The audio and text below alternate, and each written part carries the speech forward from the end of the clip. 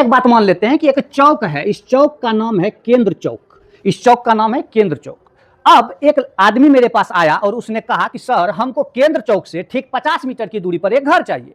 तो हम घर के चारों बगल तलाश में लग गए और वहां से ठीक 50 मीटर की दूरी पर एक घर खरीद के ए को दे दिए। उस आदमी का नाम था ए।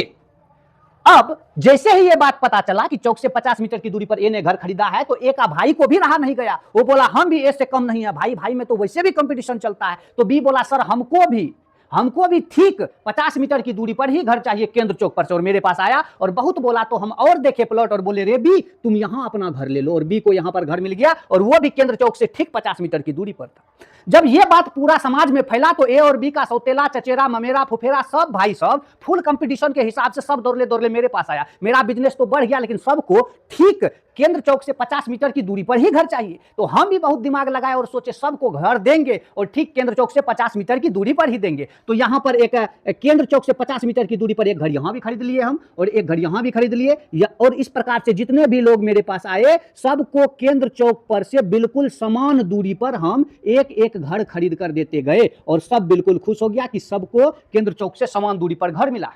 जब इस टोटल फॉर्मेशन को हम एक शेप देने का प्रयास करते हैं तो लगभग ये वृत्त के आकार का बनता है। और जी हां, यहीं से जन्म होता है वृत्त का।